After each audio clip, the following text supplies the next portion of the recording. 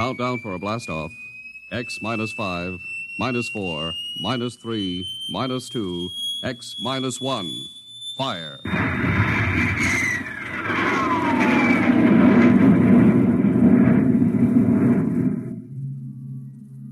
From the far horizons of the unknown come transcribed tales of new dimensions in time and space. These are stories of the future, adventures in which you'll live in 1,000,000 could-be years on 1,000 maybe worlds. The National Broadcasting Company presents X minus 1.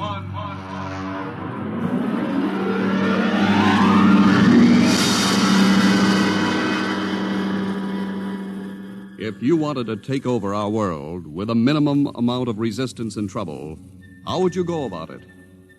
Tonight we'll tell you how, with a strange and chilling story by George Lefferts, The Parade.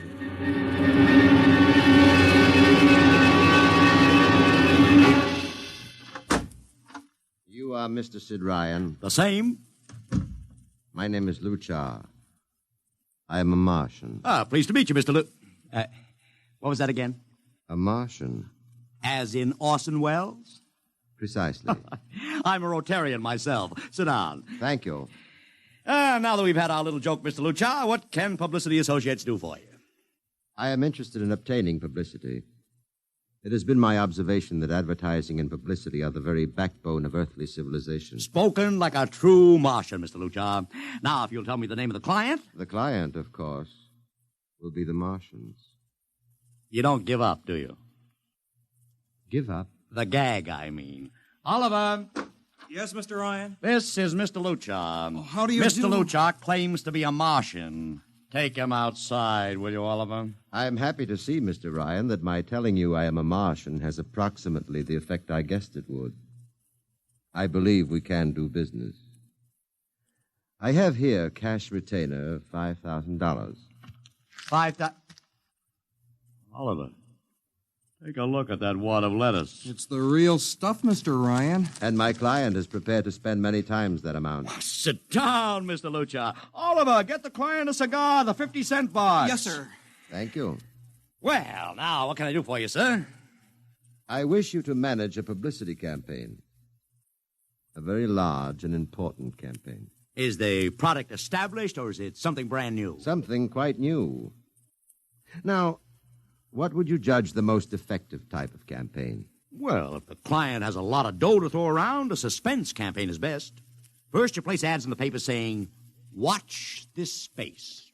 Then, about a week later, you run an ad saying XYZ or PDQ, and you get people guessing what it means. Then, finally, when you've teased them enough, you bust loose and unveil the product. Excellent. We will conduct a suspense campaign. Of course, in this kind of campaign, secrecy is very important. Once the name of the product leaks out, it spreads like wildfire, and the whole campaign is kerfloppo. Quite so, quite so. The utmost secrecy. You realize, of course, these things cost like crazy. Would, say, $1 million cover expense? Come again? I said, would $1 million cover it? Why, yes, You did say $1 million. I understood that you have handled some very large accounts. Of course, if this is too big... No, not at all, not at all. As a matter of fact, I seldom touch anything less. Right, Oliver? Huh? Oh, of course. That's right, Mr. Ryan. Absolutely right. Yes, sir. You will begin, then, by saturating the newspapers, the radio, the streetcars with a very simple statement. What's that? I will write it on a card. Here you are. The Martians are coming. Say, that's not a bad teaser. Got that, Oliver? Yes, sir. The next ad will read, June 1st is Martian Day. June 1st is Martian Day. What happens on June 1st? The parade takes place. What parade? I wish you to arrange a parade up Fifth Avenue. You mean like the Macy Parade? Exactly.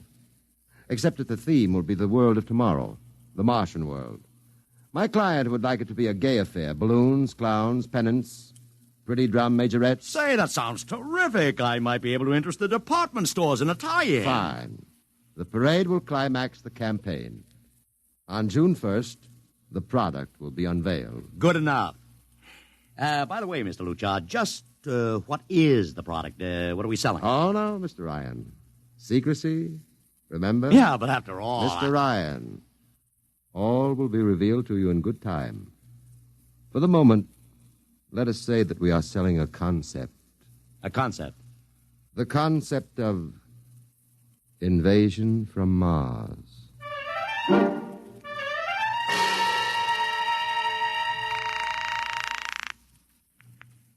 Sorrel Talent Agency. Sammy Sorrell, please. This is Sammy. This is Sid Ryan over at Publicity Associates. Listen, Sammy, how you fixed for midgets? I got midgets. Fine, I need 40 midgets for a parade. 40. June 1st. And listen, Sammy, I want them dressed in little spacesuits. In little...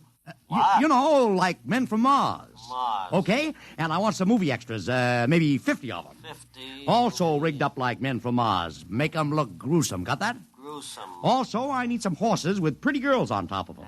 Maybe you can get that bunch from Maroney's Traveling Circus, the one we booked for the Fireman's Parade in Albany last year. Yeah, I'll try, Sid. Never mind the expense. Just get me the talent. It sounds like you landed a big client there. Who is it? It's a secret. I gotta hang now. Call me back, Sammy. Right. How you doing, Oliver? Oh, fine, Mr. Ryan, just fine. I got 100 small boys pasting little stickers. The Martians are coming on the subway platforms. Good. We got full-page ads in all the dailies. Good. And 10-second spot announcements on every local station. Good. It's costing a fortune. Good. The more it costs, the bigger our percentage. Spend like you were going to the electric chair, Oliver. Yes, sir. How are you making out in the parade? If it comes off, it'll be the biggest thing since Barnum invented the midget. I've got Macy's, Gimbals, and Saks to contribute floats. Everything is built around the Martian theme, see? Even the horses will have long feelers attached to them and funny-looking extra legs. It'll be sensational. That sounds fine, only... Only what? Mr. Ryan, we don't even know what we're selling. Oliver, my boy, do you think old Sid Ryan has been sitting here spending all this moolah and not putting two and two together? You mean you know who Luchar represents? Just by accident, understand? I have learned that Century Pictures is making a big new epic. One of those expensive pictures they make in secret and then spring on the public because they don't want the other studios to get the jump on them. What's the picture? A space opera titled Invasion from Mars, get it? Oh, I begin to see. Also, by mere coincidence, it's supposed to have its premiere sometime around June 1st. You follow me? Yes, but, Mr. Ryan, Century has an exclusive contract with New Feature Syndicate for all their publicity. Suppose Century Pictures doesn't like the way New Features is handling their stuff. They want to get out of the contract, but New Feature says no, so they have to get around the contract. A man named Luchar, client unknown, starts publicizing the Martian invasion. Need I go further? I don't know, Mr. Ryan. Sounds pretty far-fetched to me, but I don't know. That's what I like about you, Oliver. You're so innocent.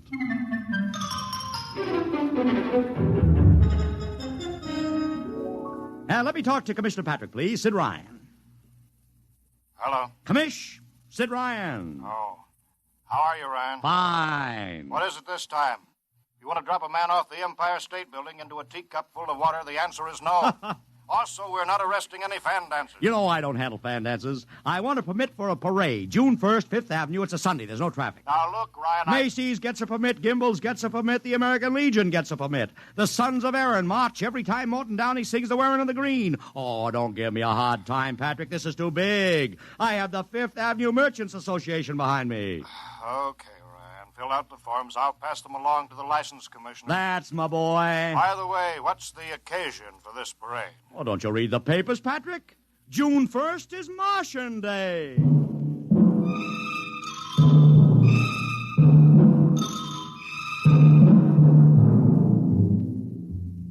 How is the campaign going, Mr. Ryan? Like wildfire, Mr. Luchar, like wildfire. Everybody and his brother is going along with the gag. Yesterday, we distributed 50,000 Martian hats to school kids. I got some of the merchants doing World of Tomorrow displays in their windows. Every big novelty manufacturer in town is climbing on the bandwagon. They want to get into the parade with floats, giveaways, anything. Everybody smells a buck to be made. I wouldn't be surprised if the mayor himself declared Martian Day. I've even arranged for Commissioner Patrick to accept a $50,000 check for the Policeman's Benevolent Fund from the man from Mars. Oh, it's terrific, terrific. My blood pressure's up to 200. Excellent. I I understand Century Pictures spent over $1 million making that space opera. I beg pardon? Oh, come, Mr. Lucha. Sid Ryan wasn't born yesterday, you know. I know who our client is, even if you don't admit it. You do? Always thinking that's me. Well, as long as you know, let's keep it to ourselves, shall we, Mr. Ryan? As you once remarked, when these things leak out, it destroys the surprise and ruins the effectiveness of the campaign.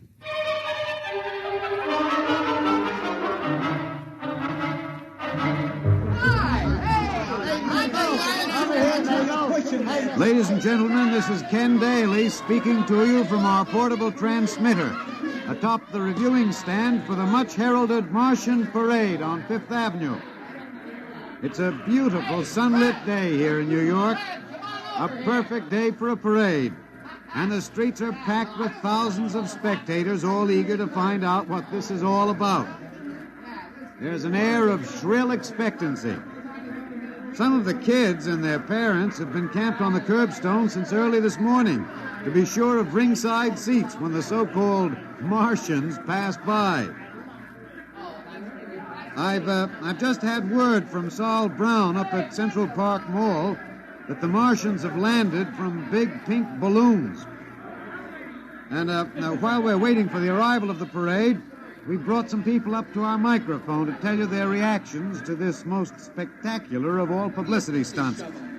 That's right, come on. What's your name, madam? Miss Ada Shackley. A little louder, please. Miss Ada Shackley. Uh-huh, and where are you from, Mrs. Shackley? Columbus, Ohio. I see. And I see you have your family with you, too. Two little curly-headed blonde boys.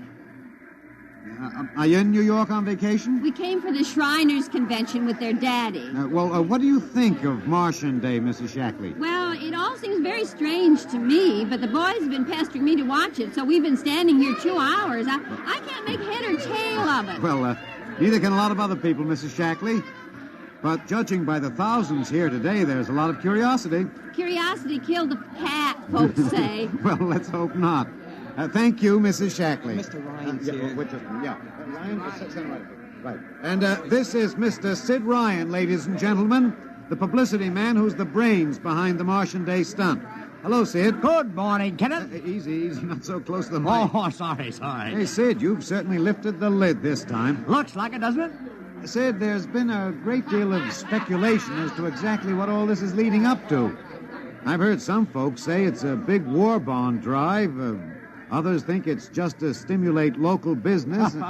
And, look, I understand in the trade itself, the smart money says you're building for the premiere of Century's forthcoming extravaganza, Invasion from Mars. Now, come clean. Can you tell us what the real story is? Ken, I'd like to, but honestly, I can't. Oh, man of mystery, eh? Are you going to watch the parade from the stand here? No, Ken, I can't stand noise. I'm going up to my office and watching comfort. Well, thank you, Sid Ryan, and good luck. And here they come, ladies and gentlemen. The first units of the big Martian parade, swinging down Fifth Avenue with fanfare, colored streamers, music, confetti, floats, all the trappings of a Mardi Gras. And here in the vanguard is a whole troop of little midgets in weird-looking pink and blue spacesuits, carrying Rube Goldberg weapons with signs painted on them. Let's see, I can read one which says, Atomic Blaster. Another one has a placard reading, We're Martian through Georgia. And here come the clowns, laughing and falling all over each other. They're giving free sugar candy to the kids along the way. Yes, ladies and gentlemen, this is a happy, laughing crowd along Fifth Avenue today.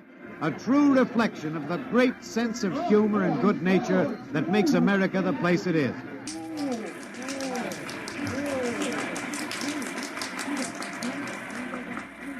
This is promised as the climax of the show. And now a great hush has fallen over the crowd. It's quite a sight to see these thousands of people standing here expectantly, hearing only the great regular sigh of their mass breathing. And now here they come, ladies and gentlemen, the Martians, marching in booted, helmeted ranks, row after row of them. My, this is an impressive sight, ladies and gentlemen, and a rather serious contrast to the rest of the joyous slapstick parade we've witnessed. There are perhaps, 200 tall, broad-chested men dressed in metallic gray spacesuits with thick glass visors drawn across their faces. Each is holding an ominous-looking ray gun at the ready position. They're marching in absolute silence, keeping step perfectly, as though some mute, unspoken command were marking time for them. The crowd seems rather grim and serious now. Perhaps they're reminded of the actuality of war and possible invasion. They stand solemnly, silently, watching. Even the children are awed. And now the first ranks of the Martians are moving past us down Fifth Avenue toward the reviewing stands at the square. No one moves. What's that? What's happening? Oh, there, a woman, ladies and gentlemen. She dashed out into the street. For what reason, I don't know. She attempted to lift the visor of one of the Martian spacesuits, but just as she reached the Martian, she fell forward in a dead faint. I tell you, I've never felt such mass tension in a crowd as we're experiencing here right now, today. All sorts of rumors have begun filtering back through the audience.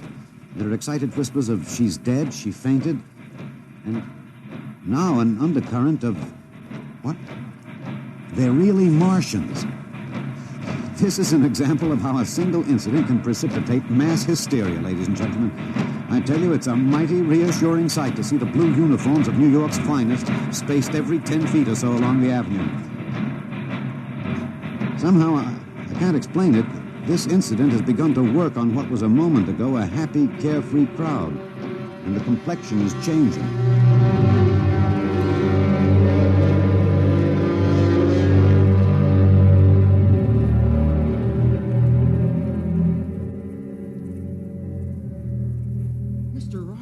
Did you see that? A woman fainted. Of course I saw it. What do you suppose she saw? Oliver, old man, did I ever tell you you were too naive for this business? But that young woman ran out into the streets to get a close look at the Martians, and then she screamed and fainted dead away. I'm well aware of that, Oliver, since I paid her $50 to do it. What? The dramatic moment, Oliver, the stock and trade of the good publicity, man. Relax. Holy smokes, you sure think of everything. Yeah, for my share of this deal, roughly $100,000, I can afford to think of everything. Shut the window. Don't you want to see the finish? We'll go down to the reviewing stand for the finish. Right now, I want to make a phone call. By the way, where's Lucha? I haven't seen him. Well, he'll be around. Boy, those Martians sure look like the real thing. How would you know the real thing if you saw it, Oliver? Well, gee, I don't know. Close the window, Oliver. Oh, yes, Mr. Ryan.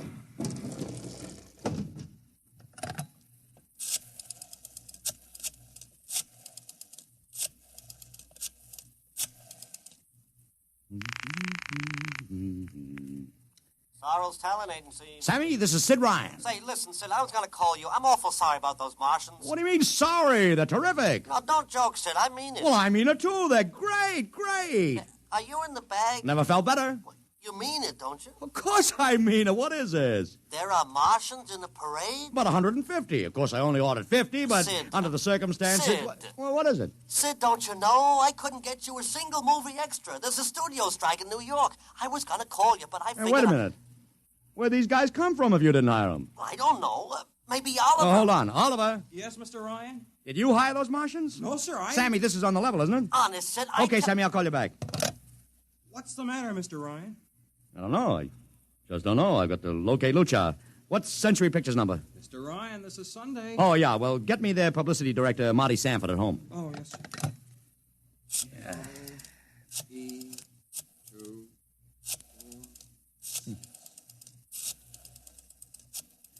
Here you are. Thanks. Sanford. Marty, this is Sid Ryan. Oh, hello, Sid. How's the big Fine, promotion? fine. Listen, Marty, this is dead serious. On the level. Get it? What's wrong? I've got to locate Lucha.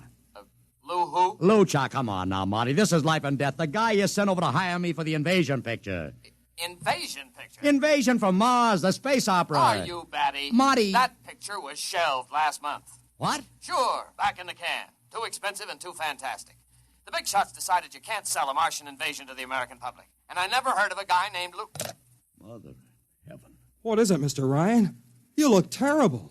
That's too fantastic. What's too fantastic, Mr. Ryan? Is something wrong? Open that window. I want another look at those Martians. Yes, sir.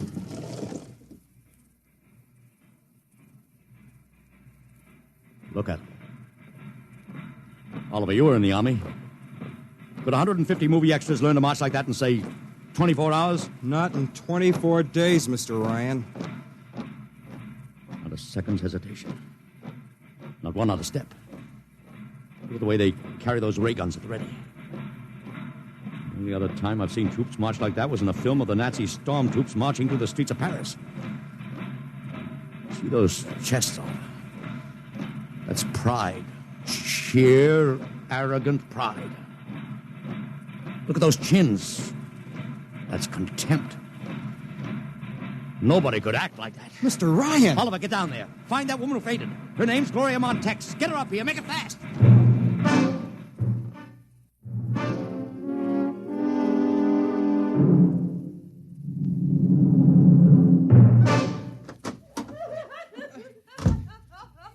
Here she is, Mr. Ryan. I can't get much sense out of her. Stay away from me. Gloria, it's me, Sid Ryan. Oh, don't kid me. You're a Martian. Gloria, settle down. No, you're wearing a mask. Baby, it's me, Sid. And underneath, it's awful. It's all big green eyes and those feelers like a catfish. Baby, snap out of it. Listen, what happened down there? You ran out and screamed like I told you, but the fainting, that wasn't in the act. Oh, go away, please. Go away. What'd you see? Oh, no, please. It's too awful. Please. Just one question, baby. Inside that helmet, what'd you see? You won't get anything out of her, Mr. Ryan. She needs a doctor. Okay, Oliver, I've heard enough anyway. You take care of Gloria here. Get her a drink. Where are you going? To see the commissioner. We gotta stop this parade before things begin to happen.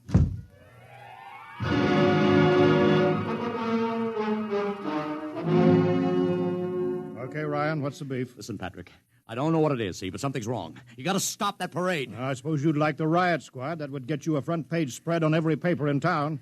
Honest, you publicity guys give me a pay. This may be a matter of life and death. Oh, sure. Look, Ryan, I've got no time for your cheap publicity gags. I'm a busy man. Listen, I'm trying to tell you I don't know where these Martians came from, who they are, anything about them. All I want you to do is stop the parade and make sure they're on the level. Ryan, I'm wise to your tricks.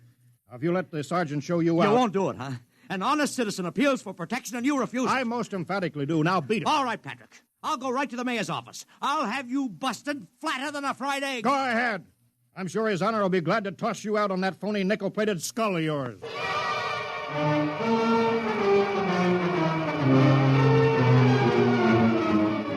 You heard me, Ryan. You cannot see the mayor. Adolf, please. This isn't a gag. I don't want publicity. All I want to do is maybe prevent something horrible from happening. In case you don't know it, wise guy, something horrible is already happening. A couple hundred little kids are in the hospital with ptomaine poisoning from that phony Martian candy you passed out. Or didn't you know? I didn't. We've got to stop that parade. Sure, you'd like nothing better than to start a panic now. Maybe a few hundred people would get trampled to death. Think of the newspaper space that would get you and your product. I won't stand for this, Adolf. You won't have to, because you're going to get out of here right now. Go on, beat it. Get out. You and your publicity stunts make me sick to my stomach.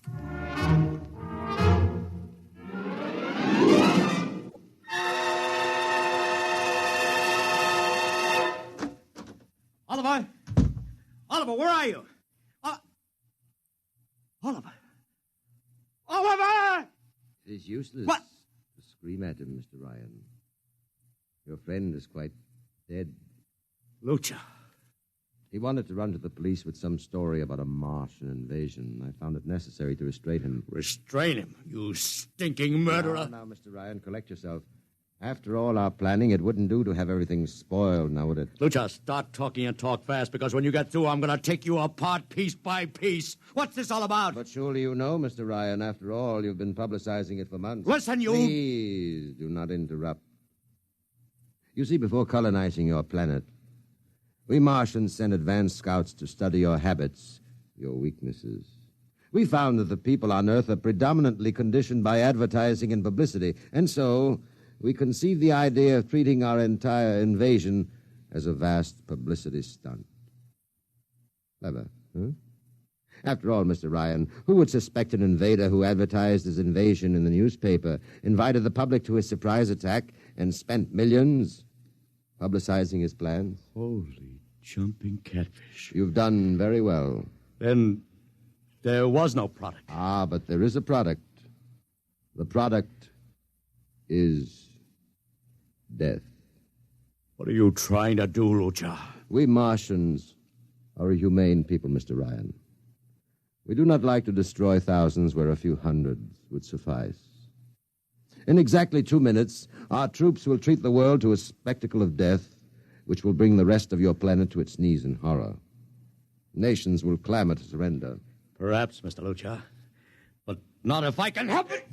You...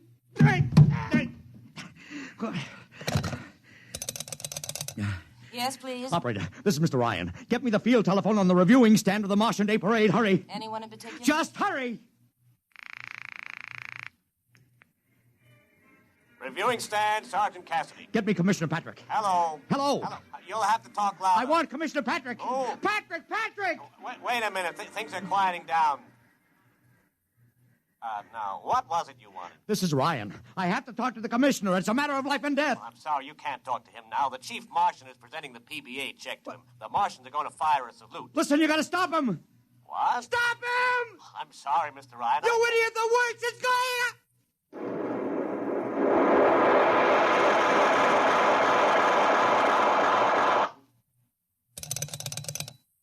This is the operator. I'm sorry, Mr. Ryan. You've been cut off. I can't seem to get them back. Doesn't matter, operator. Nothing matters now.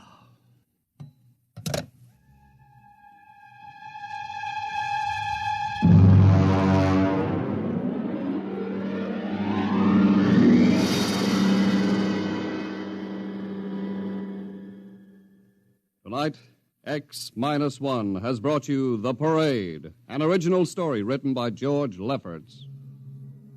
Featured in the cast were Joseph Curtin as Ryan, Joe DeSantis as Luchar, Alexander Scorby as Daly, Agnes Young as the woman, Ellen Deming as Gloria, John Thomas as Oliver, Arthur Anderson as Sammy, Wendell Holmes as the Commissioner, and William Keene as Sanford. Your announcer, Don Pardo.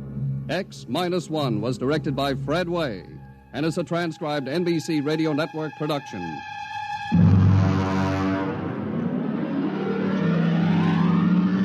Next week, the tables turn. Instead of Martians invading Earth, we bring you a tale of men invading Mars. Ray Bradbury's brilliant short story entitled Mars is Heaven. Suppose you were a member of the first rocket ship crew to land on Mars, but instead of seeing Martians, you find that you've landed in a town that looks just like home, that all your dead relatives and friends are there to greet you, so that as incredible as it may seem, you think you're really in heaven. That is, you think so, right up to the fatal moment, the moment of X-1.